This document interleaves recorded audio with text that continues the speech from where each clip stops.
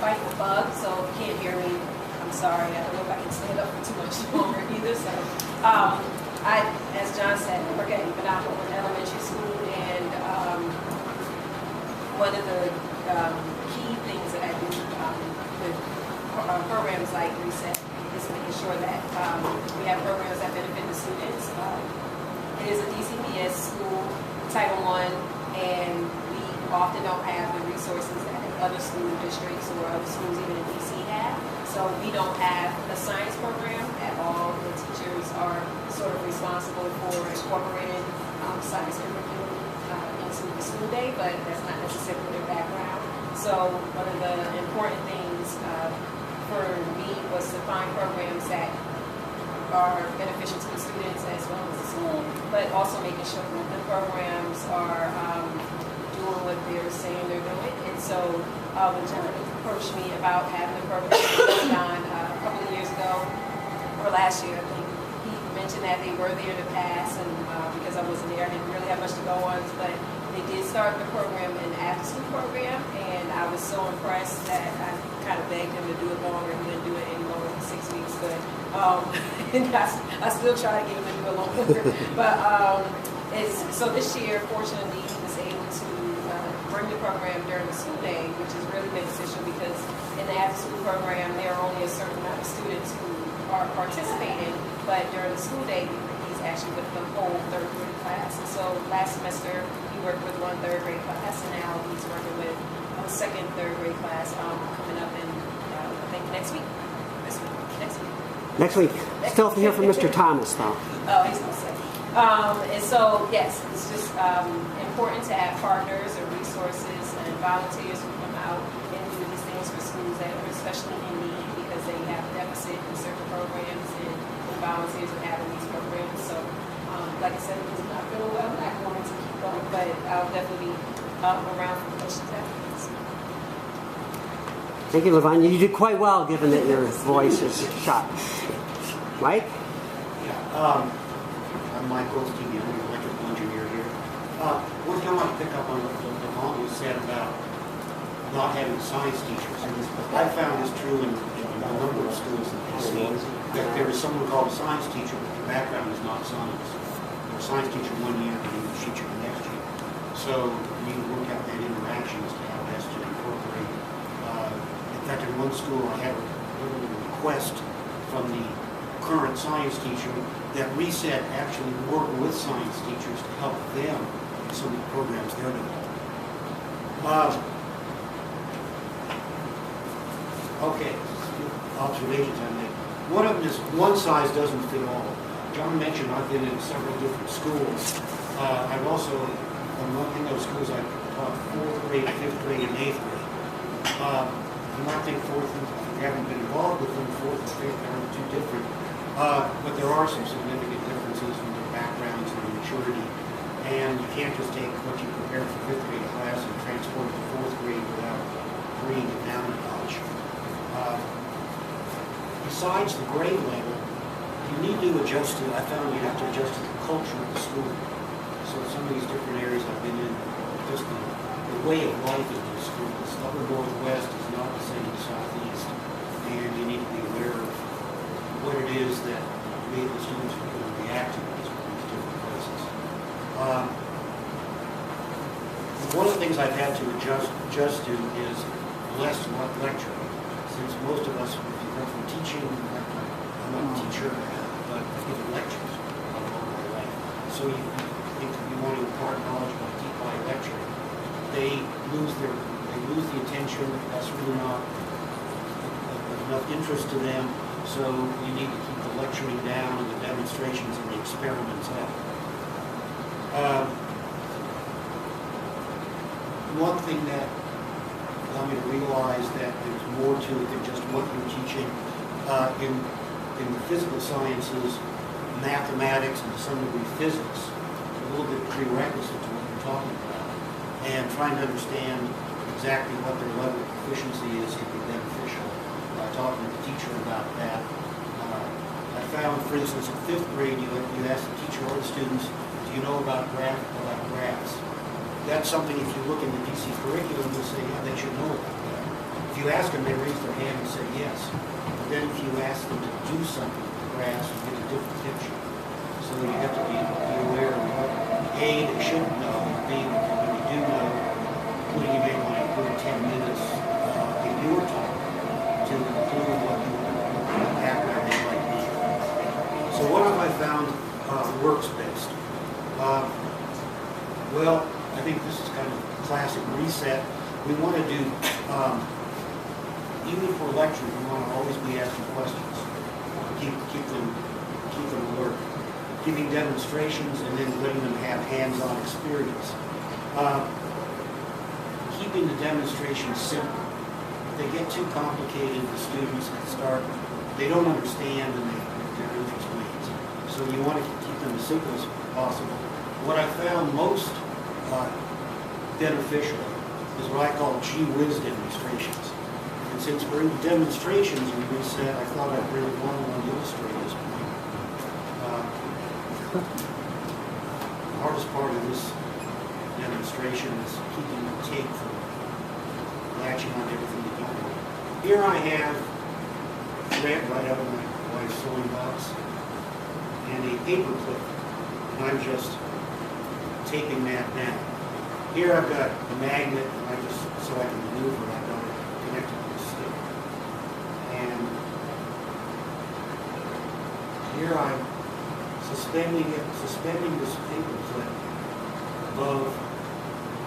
It's kind of, especially fourth graders, they say, wow, how can that happen? After I've given some explanation about the fields, I then pass out pairs of magnets.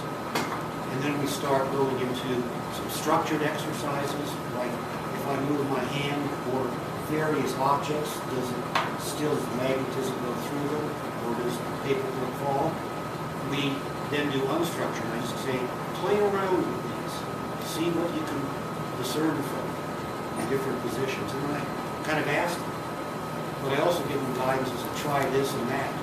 And what surprised you? What did you expect? What did you really see?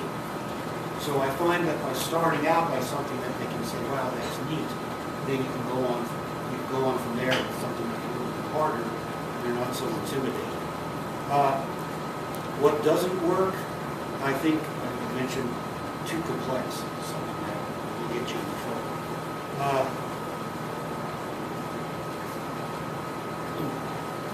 What have I looked at in terms of getting them interested in STEM careers? What I haven't done, Rich has been encouraging me to do this, and Anya's been doing it, is the field trips. And for instance, part of what I teach is energy, and I thought, well, what I'm going to trip to power plant, I think that would not be a great interest. I thought about the Baltimore Science Museum, and again, the insights into taking students there.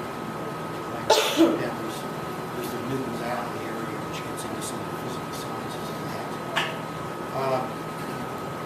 Additional tips can keep tuned into the students all the time, and then constantly make adjustments to your program based on what seems to work, and when they get glassy-eyed, look out the window. And then another challenge I have, I'd love to hear from some educators on this, is keeping as many students engaged. A typical DC school science layout might have 5 tables with 4 students in each table. What do you do when one table just doesn't seem to be responding? It's 2 or 3 tables responding more. At one table, one person seems to be doing it. How do you, without spending a lot of time, how would you get other individuals? John asked about what ReSET can do to support you. Don't be shy asking John for money or particular job. John has places he can buy things for cheap. So if you find there's materials you need, don't be shy about asking him. Probably dig involved with you. They have the steps. Thank you, Mike. Susan? I'm really loud, but I'm going to stand up because I do better that way. So thank you all for coming today and taking time out of your busy schedule. As he told you, I work at Barrett Elementary. I teach everything K to 5 science enrichment. What that means is the teacher's still responsible for teaching the science curriculum as mandated by the state of Virginia or the Virginia SOLs. However, we enrich. So we tend to have themes throughout the year. This year is electricity and magnetism. And what he did is not magic, it's science. And so we've been teaching science magic much of the year already. And those are some of the things that we've been doing as well. As you know, it takes the whole village to raise a child, and you never know what it is that you're going to do or someone else will do that will inspire that child. So keep that in mind when you're out there. It may seem that you're just there for an hour, but something you did that day can make all the difference for them. Recently, after one of my scientists left, I asked my students what they thought of the experience, and one of them said, "When the visitors came, they motivated me to work harder." Another said, "I liked science before, but I like it even more after they came, and he taught me new things." So what can you do to make this experience better for you, the students, the teacher, and so on? The best thing beforehand is set up a time to talk to the teacher. All the areas around here have standards. So DC and Maryland follow the Common Core standards. Virginia follows the standards of learning. Once you have that, even though you want to base your lesson on those standards, you also want to make sure your passion comes out in that lesson. If your passion is aerodynamics, then you're probably not going to be doing magnetism. You want to be doing something with airplanes, but you can include the scientific method in that. You can include so many different things as a part of that lesson. There's no reason that you can't go after your passion and include that. It's also important to find out from the teacher the student's areas of weakness, and that usually can come from the previous year's standardized test. It might even come from a test that the students have done in school. I believe you brought up the graphing, and it might be that they're still having difficulty with graphing. And there's no reason why you can't include a graph in your paper airplane lesson, and so on. So try and find out what their areas of weakness are and incorporate them. And another thing Anya said was the teacher. The teacher is supposed to be there with you at all times. I certainly hope that's happening. I certainly hope that the teacher is involved and not off doing something else. They should be there involved with you, helping with the students, grouping the students, and so on. I can't guarantee that we know exactly what you're talking about, and I often am asking questions at the same time my students are to clarify something. So know that you're bringing, the background to us, but we're going to try and support you as best we can with how to best work with the group you have.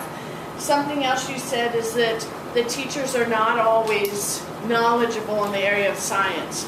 My background is not science. I love it, and that's why I'm there. I am certified pre-K to 3rd, yet I teach everything up to 5th grade. So because I love it, I spend time trying to teach it to myself and talking to others who are specialized in that area so that I can at least teach it at the level I'm at. I may have just a 5th grade understanding of electricity and magnetism, but that's all I need at this point. So we certainly do our best. Before the lesson, it's important that you try and pre-package. And one of my volunteers came in. It took a lot of time. In some cases, he took some of the materials that we had at our school, and he also incorporated some of his own and put together bags for each of the groups. That's wonderful if you can do that ahead of time. That cuts down on the time that's wasted passing things out. It also keeps them focused more. They have less time to get into trouble. He also taught me some great things. We were spending money on some supplies for the electrical unit that we didn't need to spend, and we could use paper clips to do it even better than what we were buying. So those types of things are really helpful to us. Another thing, pre-test it. We did squishy circuits, and one of our volunteers used gluten-free flour, which if you've ever heard of squishy circuits, you're using Play-Doh or clay that's homemade. One is conductive and one is less conductive. And so they're experimenting with that. Well, using gluten flour changes kind of how it all reacts to water and so on. So some of that had to be learned as we went through it. If you can arrive 10 to 15 minutes early, I know in the case of one of my volunteers, he couldn't find a parking spot. It caused quite a bit of problem, but we got through that. You also might need setup time, and time is precious. In my case, I supposedly have 45 minutes for my class. In that time, everything from first grade to fifth, the children switch into my classroom, switch out of my classroom, get the introduction to the lesson, get set up, get cleaned up, do the lesson, and leave. All that within 45 minutes. I don't have flexibility to extend it on one end to the other. And there are times that if the teacher is still teaching something when I arrive, I have to be patient for them to release their students. If you show up 10 to 15 minutes late and that teacher scheduled you in, chances are they're not going to be able to extend the block another 10 to 15 minutes. And I realize things happen, traffic issues and so on here, but just know that they are fairly locked in their schedule usually, and flexibility isn't as nice as it could be. But be excited, share your enthusiasm. If you're doing a lesson, I keep going back to you in aeronautics, include pictures of you flying in your plane or you standing next to a plane, or somehow include your experiences so that the kids realize you're a real person and this is possible and I can do this too. Like I said, this is my first year. I have scientists coming to 4th grade and 5th grade. In 4th grade, the scientists have spread their visits out. They're doing 1 or 2 every month. In 5th grade, the scientists came 2 consecutive days. My experience was that 2 consecutive days is awesome. It really allows for the children to get more of an impression. You learn more about the children. They learn more about you. There's more continuity. They remember when they go home, talk more to their parents about it. It really allows a lesson to be started and finished without being rushed. As I said, in that 45-minute time, I have to get all that done. So if you have 2 45-minute blocks kind of back-to-back, one day next to the next, it's really works well. Like she said, and I believe he did as well, it's really important that you be flexible. And you may have to ad-lib a little bit. You might have to say, I don't know the answer to that. And that's okay. Not everyone knows everything, and the kids need to understand that even if that's your area of specialty, that you might not know the answer. But you can certainly try and find out, so next time you see them, you can tell them the answer. An example, I was teaching Thomas Edison this year, and I said, Thomas Edison improved the light bulb. Okay, so we talked about what improvement. Well, who did it first? That's a very good question. I'm going to have to get back to you. So I did, and Bennett, Humphrey, Davy was more at the beginning of it and so on. But it was that type of thing. You're right. That is a good question. Let's find out. And I went back and I was able to tell him in the future. You might need to make adjustments in your lesson when you're there, in the thick of it. And the teacher should be able to help you through that. Couple more student quotes. One of my students said, I do like science more now than before. I do because I discovered many new and interesting things. Another student said, when the science visitors come to show us stuff, it's fun. And when it's fun, I learn more. It's really cool. So not only has this been a great experience for our students, but it's been wonderful for me too, and has opened so many new avenues for me of thinking and trying different things. And in closing, I just want to remind you of that Chinese proverb that says, tell me and I'll forget, show me and I'll remember, I do and I understand. And it's really important that they have those hands-on inquiry theory-based lessons to allow them to learn through at their own pace and own time. I realized that I forgot to go into the packet that you have in front of you. I'm sorry. So I left this packet here. You should all have one. And both of these lessons were made by one of my scientists who came, Megan Thompson. The first one is the sugared cube karst. And the first 3 pages is the lesson she found online. The PowerPoint is the lesson she made from what she found online. And then the sheet that she gave to the students is the next one that included vocabulary, the materials, and so on. It's real important that you include vocabulary in your lesson and clarify that with the students before, during, and go back to it at the end. PowerPoints are wonderful.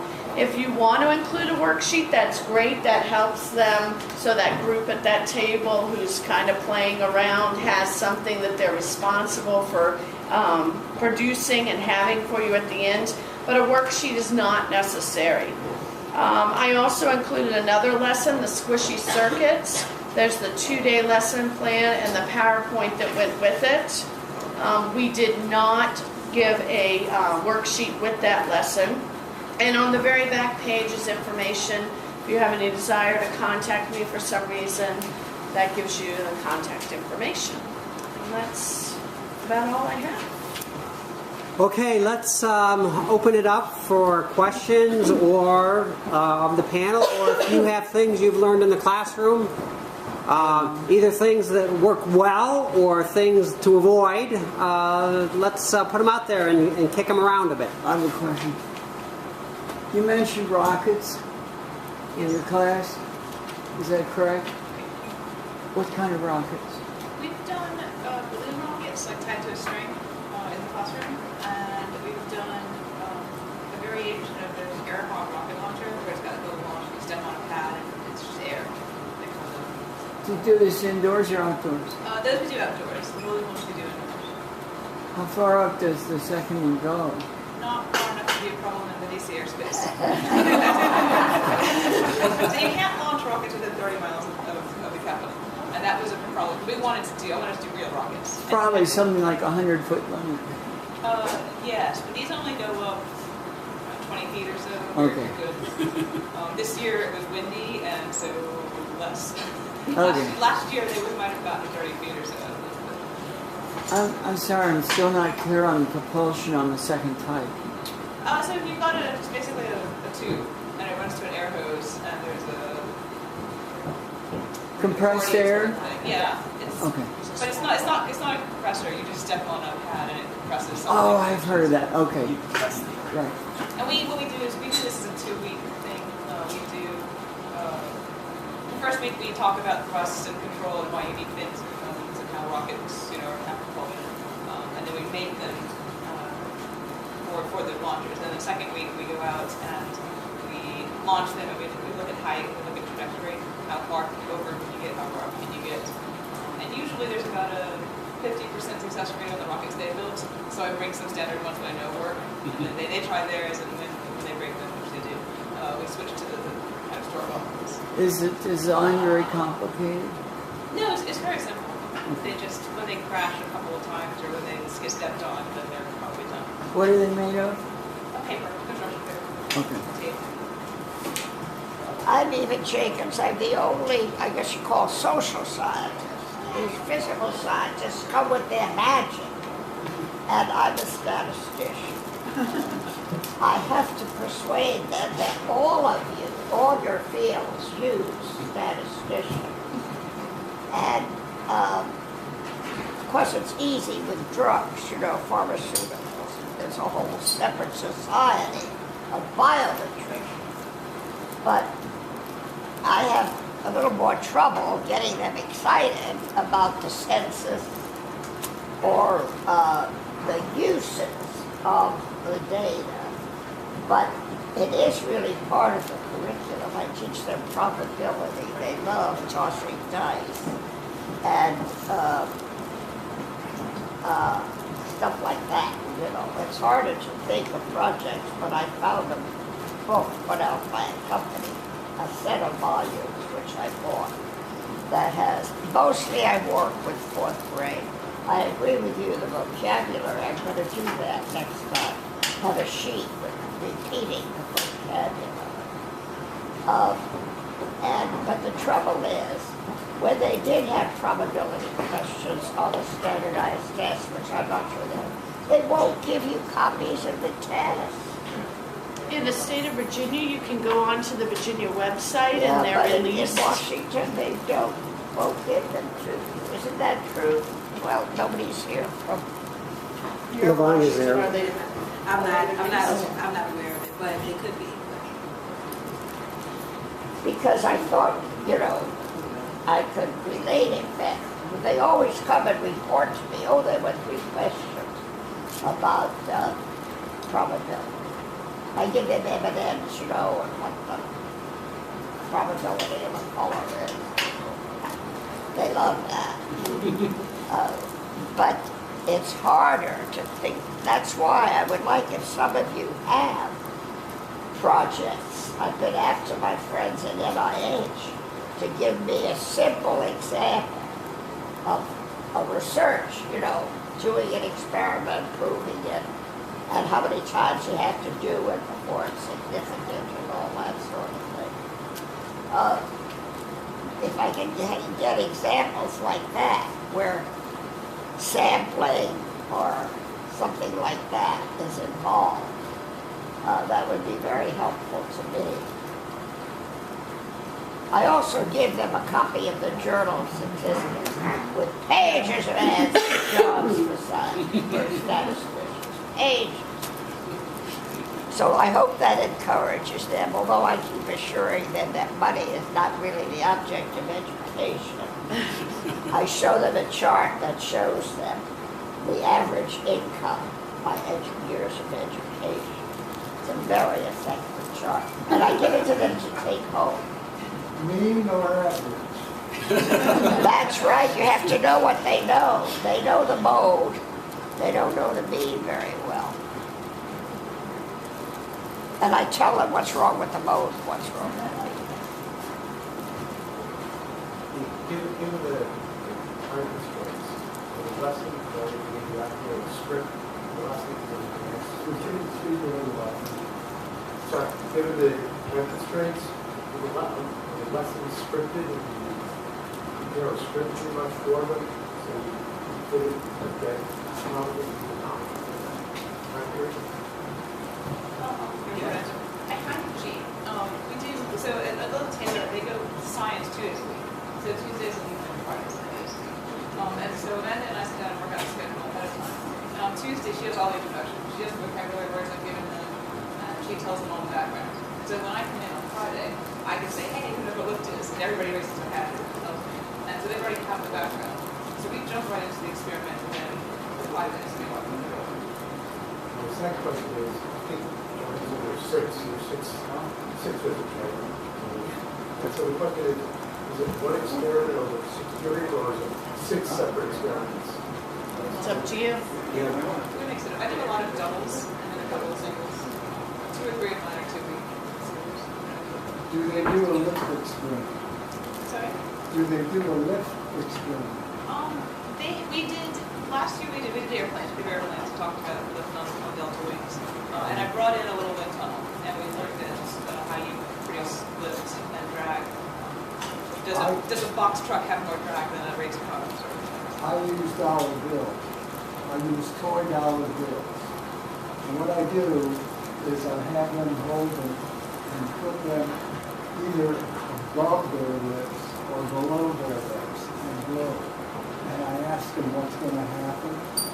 And then, of course, they put them below and the dollar goes straight out. I show that that's partly due to it. Hair dryers work well for that too. Well, this they can all do.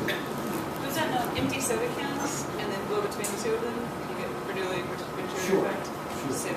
They like that a lot because the cans that come together all of a sudden crash. Let's do Beverly and Dr. Bunford. I think that machine is trying to entice us to play. So. It wants to talk about the anatomy of involved in that basketball. I'm not a physical scientist, and what I teach is a combination of anatomy and physical anthropology. And I've been fortunate enough to have some rather special materials that I bring in. I have my bone box from when I was a graduate student, and this really excites the kids. And it doesn't matter whether they're third graders or fifth graders or sixth graders, just the idea of saying, is this a human bone, and what is it? And I have two primary objectives. One of them, and in some ways to me most important, is to get them excited about science and to come away with the feeling that science is fun. And so we use the scientific method, but we don't talk about the scientific method. I don't even mention the term. We just go through what we're going to do and do it. And the other thing that I have found is a very effective way of teaching vocabulary is there are several programs online where you can do word search puzzles with your own terms and with a grid of whatever size you want. And I'll usually put together a word search puzzle and distribute it, not the first class, after we've gone through some of the terms and identified how certain things work, and then give them a word search puzzle to take home and play with on their own time. And that sort of activity, I find, reinforces what it is that we've been talking about in terms of the names of the bones and some of the functions of the bones. And I suspect that same sort of technique could be used with whether you're talking about aerodynamics or electricity or any of the other programs. And it's just a question of using the words and finding them and seeing them as a learning experience. Dr. Garman? So I'm probably the outlier here. I'm Robert Anya, the Deputy Operating Officer of Sunshine Early Learning Center. We're an early care and education program, making sure that children actually from 6 weeks to 5, but we do have a before and after school program, have the foundation that they need to be successful in school. We've had the good fortune to convince John and Harold Charlotte to come to our center. And my question is, so often what I find is that we have brain research, neuroscience today that provides the evidence of the importance of those early years for laying the foundation for somebody's success throughout their life. So I'm curious how you would feel about the program. And in DC, I'm sure you know, we have universal pre-K with all 3 sectors being offered to children 3 to 5 years old. And what challenges might it create, and how can we help support those challenges? Finally, Harold, first of all, worked with our teachers on electricity. And in our field, our teachers are very reluctant about even touching science because it wasn't an area where they did well. And then he came to a science fair that we do every year for our children, repeated the activity, so the teachers had already done it with the children. And what I found was that the motivation and the interest of the children that transferred from the teacher makes a huge difference. Our children, and I'll end, we're in the part of the city where the scores are just a travesty. So I'd be interested in your thoughts. I think it's a great idea. We have, like I said, we do have early childhood. One of the things that we had last year, we had Career Day, and unfortunately, almost no one wants to, cater to the smaller students. But we do have a partnership with NASA, and so NASA came out and we work with the early childhood students, with the space students, and even though it's not as a lesson, during the school day, it's still an initial step to get them introduced to that. So I think that would be a great idea. Even it'll be a little bit more difficult, obviously, if you wouldn't be able to do a lot of the experiments and asking in-depth questions or trying to get really detailed answers when they ask what they want from it and say they had a first shot for dinner. But they obviously won't get that concept.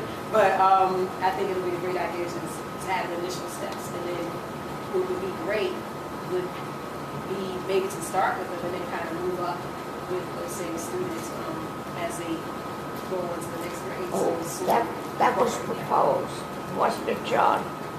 By Yes, you? we That if you're teaching third grade, teach the same class next year in fourth and the same class next year in fifth. I think that would really be good. right. One question I would have, we've been trying to recruit volunteers for pre-K, but have not had that much success. I'm wondering if maybe, what would you feel about like high school students working with the pre-K? So my response always is when you have virtually nothing, anything. Right. Truly, I mean, we exist because we're creative and we're open-minded. Right. To me, that would be exciting. First of all, it is hard, quite frankly, to get into DC public schools and the charter schools. The bridge just seems to be a challenge.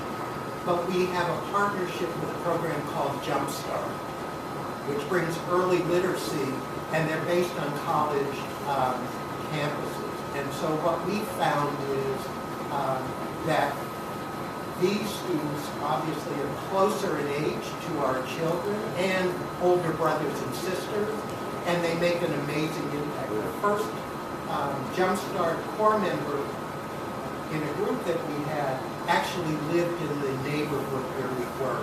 And really, John, it's the little stuff that you think doesn't make a difference. It made a difference.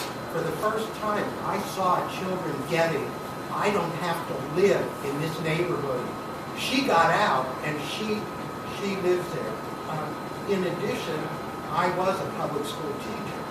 Oftentimes, a high school student struggling in science can gain a lot by working with a younger child because the child's not necessarily concerned whether they know the right thing or not. And then finally, we participate in the mayor's summer youth program, so I'd be glad to work with you in how to get some of the youth who are in that program looking for success. We'll talk. Sherry, then Mike.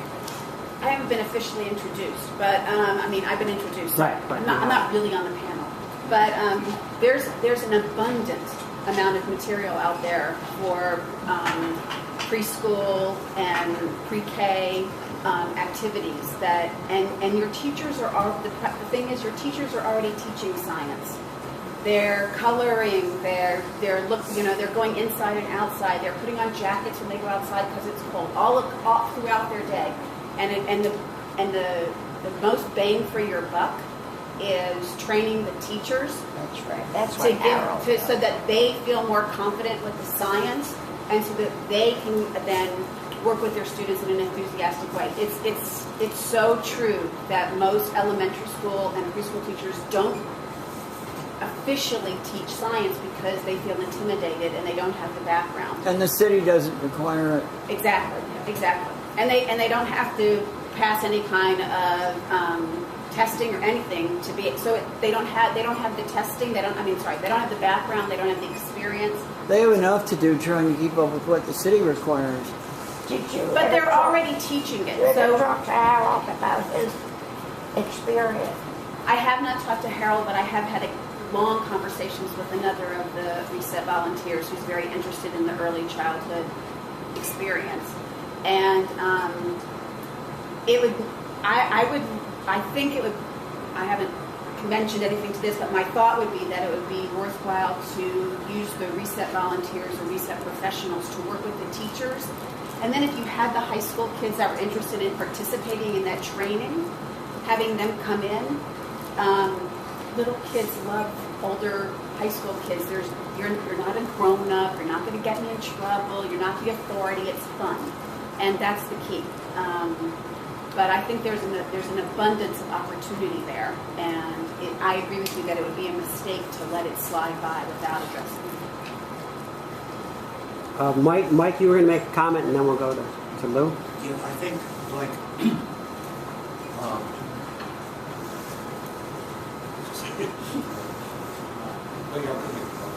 Go ahead, Lou. We'll come back to you, Mike. What I tell you is, I've been to one of these preschool events, and the kids are wonderful. They come in and they squeeze your knees. And they're enthusiastic once they get it. They're so involved. Harold did his circuit with batteries and taught them the word electricity. And they saw it. And they all wanted to throw the switch. And they all wanted to tie the poles. And it's a simple experiment. It's got to be on a simple level. And they all have to have their hands in it. And I think if any of you want to have just the thrill of seeing it happen, go to those preschools and bring them a simple experiment and that they can participate in. It'll work. Claire, you have a question? Yeah, or I was just going to comment also, because I've worked not with ReSET, with previous programs, I've worked with younger age group a little bit. And I think it's so important, as you were saying, bringing the materials and letting them kind of explore, because at that age, it doesn't have to be a lesson. It's not about, teaching particular concepts. It's letting them really explore and discover those concepts for themselves. Exactly, but you gotta leave them with some words. At the end of the day, they have to say, we did electricity. And they love the vocabulary. Yeah. Yes. They love big words. And I do a word list where I was teaching a class on whales, so we had the whale words. And they, at the end of every class, I'd say, okay, what words do you want to add to the word list? And they would rattle off, all the vocabulary they've heard. That's a positive feedback. And I don't have the numbers because I didn't memorize this part, but research shows that a child in kindergarten, if they have something like 20 or 25,000 words in the vocabulary, that's going to be the successful child. And the child that doesn't have anywhere as close to those words, you can't make up that time. It's absolutely impossible. You can keep trying, but you're already behind the ball. So it's really important. The early intervention can make all the difference. But I think it's emphasized. Harold took a bunch of these teachers, 5 of them, I think, and taught them the lesson. And then he could go on to the next school. It's a twofold thing. It's a two-level thing. The kids, just for the experience of doing it, can then teach the teachers. But you'll understand what they're up against, or what they have to deal with, what they have to offer. And then you teach the teachers, and it multiplies. It also is important to pick the right subjects. If you're talking 3 to 5-year-olds, certain scientific areas just you're not going to relate to. What first occurred to me was what basic physics, levers, gears, because there they can grab a hold of things and move them around and see what happens. And they have the block areas, so you're really giving the teachers the knowledge of the science going on in an area they're working with. The other thing I want, we're very fortunate in the city. We have a mayor who gets early childhood education. So frankly, we use a research-based curriculum. And secondly, we now have DC early learning standards that are linked to the Common Core. So that foundation is very strong in the city. Susan. Ken, then Rich. Ken? Have you thought of community service in the colleges? That's required, it's mandatory in some of the majors. And I've gotten students from AU to even dig or use rototillers. And boy, oh boy, all I have to say is I've been a big aid for that. This is all I know. So our strongest partnership has been with Jumpstart, and it I was don't know anything about you. with American. Another thing Let's about vocabulary, if I might just I'd like to be in Mike's class, by the way. Vocabulary is so significant, especially when you get up and say, I'm not going to be a teacher. And you have 4 vocabulary words prepared every time you go. And you give those to the teacher and say, I'm going to give you 4 more next time, and 4 more the time after that. And I want to see each student in this class come up and talk to these words and teach these words to the class. And the way I did that, I had one student in one class for 3 periods. She wouldn't come up. And her class just said, get up there and do your word. And they did that 2, 3 times, and she finally got up there. Okay, let's do Rich and then Beverly. I'm sorry, Ken. Were you? No, that's it. Oh, I'm sorry. Okay, Rich and then Beverly. Did you say 25,000 words at kindergarten? She might be able to give you more. I don't know the number. It's about a that. yeah, it's somewhere 25,000 words. It's the Hart-Riesling study. I'm sorry? It's called the Hart-Riesling study. It was landmark research in the United States. It actually documents exactly what was said, that based on income level, they were able to identify the number of vocabulary of the children, and children coming from low-income families had the least probability of being successful because the vocabulary development lags behind. Well, that doesn't surprise me, but the 25,000 number did. That's a lot of words at that level. But that's why early intervention makes makes such a difference. There's a lot of new research on this, right? Okay, That's significant. But, you know, there's another wealth of help for early childhood programs in high schools. And when natural history was doing the training in the curious area, which is not aimed at your group, unlike discovery, which is aimed at middle school and above.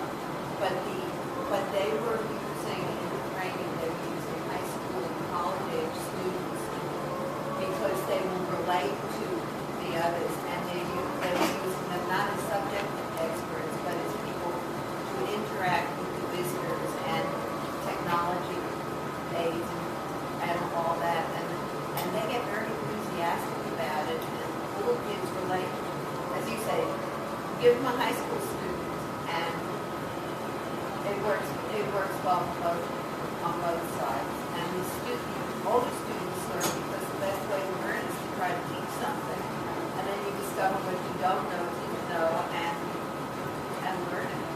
And it's been very effective for a long. One final question. Anybody? Okay, well, let's give our panel a round of applause.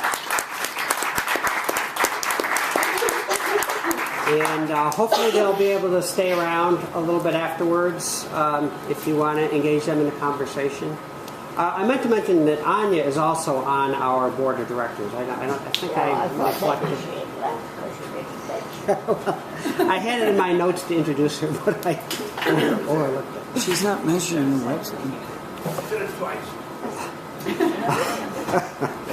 All right. All right. So now let's hear from Professor Sherry Kaur from George Mason University. One question. Do children in middle school, elementary school perceive people who respond to science exams negatively as nerds, geeks, or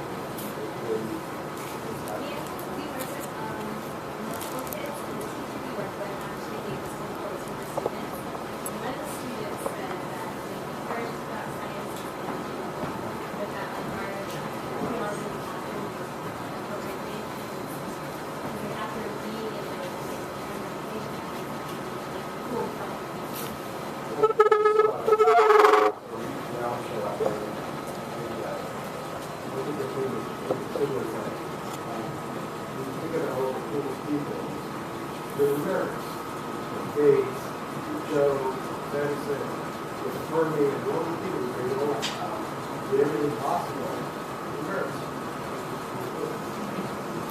I'm going to answer that firsthand. I have 2 middle schoolers at home. One of them's my biological child, and one of them's my husband's child, who I didn't start to have till he was 7.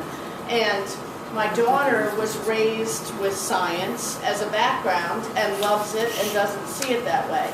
But my stepson, who wasn't raised with any of this until he met me, grew up in a very different world to him, I might say, he is starting to appreciate it more.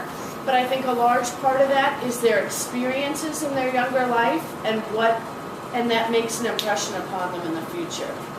So you being there will make them realize you aren't a geek. And that, if you're there in elementary school, they won't look at you that way when you see them later. Many sweet joke, a nerd or affirming or whatever. The kids, in your experience as a teacher, do the kids know about these current heroes? Can they understand their lives? Do they look up to them like they would to Michael Jordan or? Okay, let's maybe Professor Kaur can address that as part of her presentation, and then we'll have questions afterwards. They really looked up to anybody who created the Apple device, who creates great, cool apps, who makes extremely wonderful video games. They're paying attention to those kind of inventors and innovators. Tech stuff. And they're seeing that some of them go on to be very wealthy, and that's very appealing to a lot of them. So, yeah. So I'm not sure that they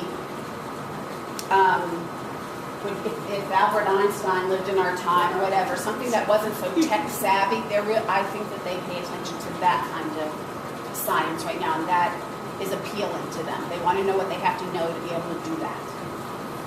But well, they see these devices in use around them all the time. Exactly. Exactly. And it gives them a lot of access to places they never had access to. My name is Sherry Kaur, and I've lived with a lot of hats on throughout my young 72 years. And currently, I am a professor at George Mason University, working with our seniors who are choosing to go on to teach. They know that they're committed to teaching, and they do not have a large science background. So the class that John observed is one where I work with them to make them feel confident about the content and also give them ways to present the content in ways that would be invigorating and inviting to their students. So in a lot of ways, what we all do is very similar. You guys are the experts. You have the content knowledge, and now ReSET is helping get you into the schools so that you can give all that content knowledge to our students. So I've been asked by ReSET to help sort of navigate that road and smooth over that educational part of it. What are the best ways to teach something? How do I get this message across? How do I teach that? And I'm really happy that I've had that I'm getting the opportunity to do that. I have observed a couple of lessons, and I will say that my first instinct, I guess, was to sit back and just observe. I had a hard time doing that because what was happening was so much fun. And I think that you guys do a great job already. And all of the suggestions that were given today are great suggestions. Excuse me. Cough drop.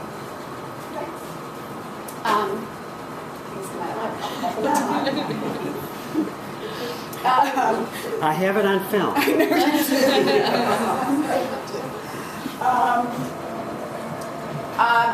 What was I doing? There was a great little small study done last year, and it was reported in the New York Times that they asked students and educators what they thought they needed to have added to the science curriculum in America that would make it better. And they meant 3 things came up. One is that the students need to know the nature of science and how real scientists work. Check 1 for ReSET. Students need to focus on solving real life problems. Check 2 from ReSET.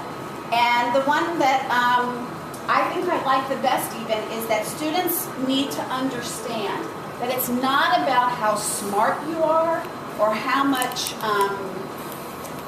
information you have to process and digest, but it's more about being persistent and willing to put in the work. And that the persistence. And I think that all of you are demonstrations to our students that with a lot of work and determination and love for what you're doing, you have made yourself into a scientist and that it's accessible to these students.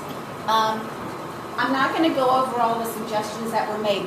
Many of them would be things that I would recommend to you. The only thing that I was going to just comment on quickly was Beverly, your word find. My suggestion would be make your word find, but instead of putting the word bank at the bottom, instead of putting the words, put the definitions. Put the definitions. So that, sound, the word sound is in your word bank. So, and the definition is something to do with vibrations. Besides electricity, I know kindergartners who think the best thing they ever learned was that sound is vibration, and that they learned that what the whites of the eye is called, the sclera. They went home, I had a parent call me once and said, my kid is walking around going, sclera, sclera, sclera. What the heck is that? And I said, we learned about it in science today. But